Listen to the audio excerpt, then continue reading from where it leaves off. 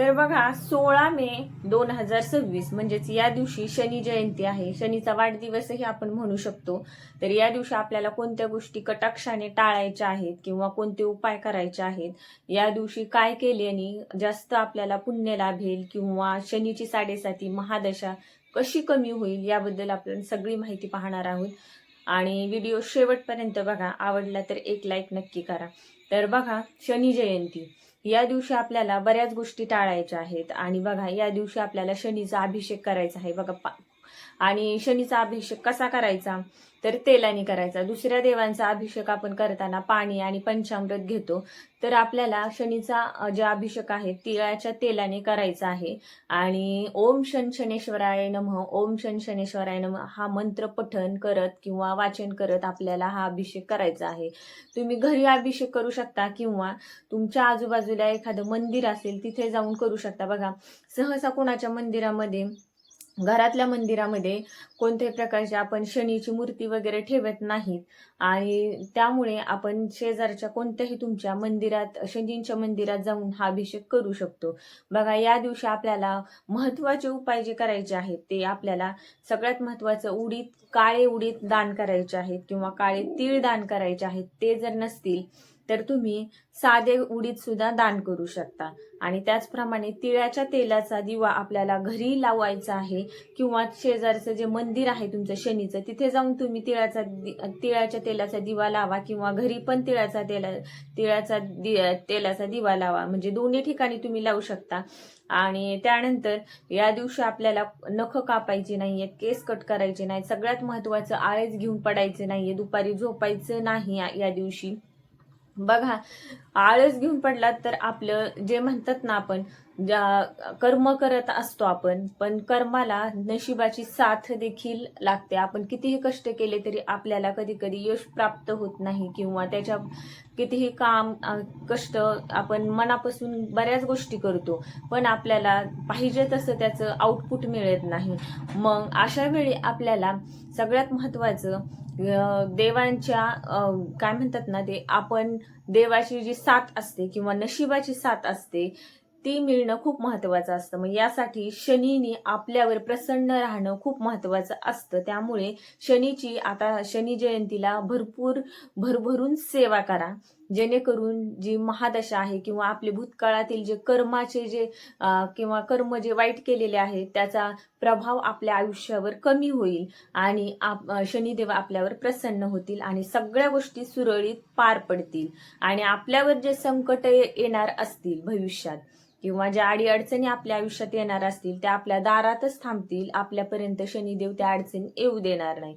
त्यामुळे दुपारी झोपू नका, आळस घेऊन पडू नका आणि सकाळी लवकर उठा. सूर्योदयाच्या आधी उठायचा प्रयत्न करा आणि लवकर सूर्योदयाच्या अगोदर आंघोळ करण्याचा प्रयत्न करा.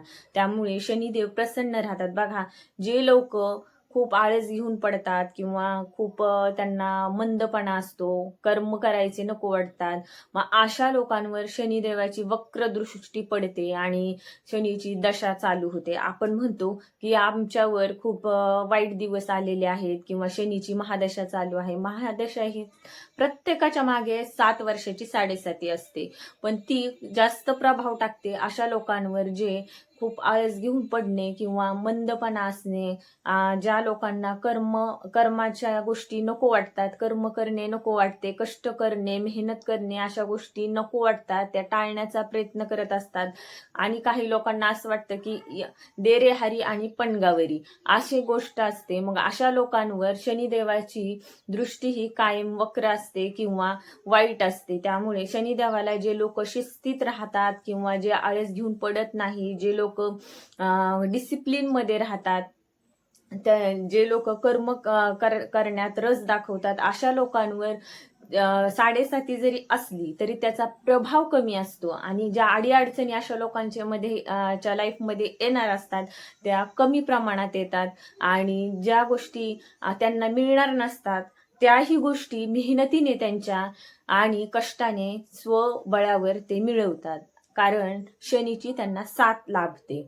तर बघा या दिवशी नख कापायचे नाहीये, तुम्हाला सांगितले केसही कट करायचे नाहीयेत आणि या दिवशी कोणत्याही प्रकारचे सोने चांदी अशा अशा गोष्टी दान करायच्या नाहीयेत, अशुभ मानले जाते. त्यामुळे या गोष्टी टाळण्याचा प्रयत्न करा आणि तिळाच्या तेलाचा दिवा नक्की लावा.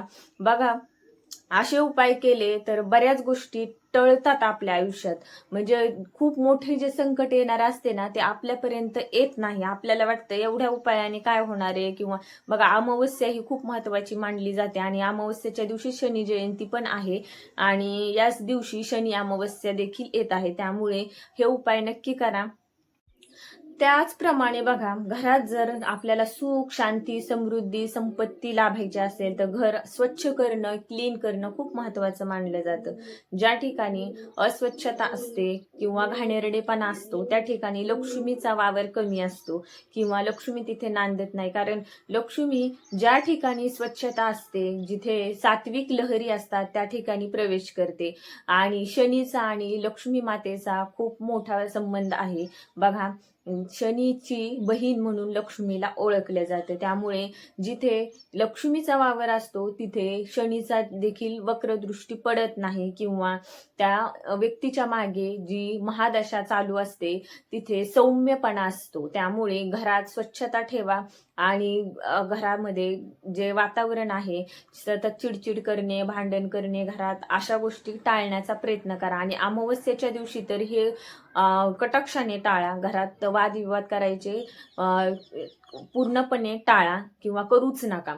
आणि असं होतं कधी कधी महिलांचं, आता घरात खूप कामं असतात त्यामुळे काय होतं आपण मुलांवर चिडचिड करणे किंवा काम जास्त पडलेलं असतं त्यामुळे ना मुलांना रागावणे अशा गोष्टी टाळण्याचा प्रयत्न करा.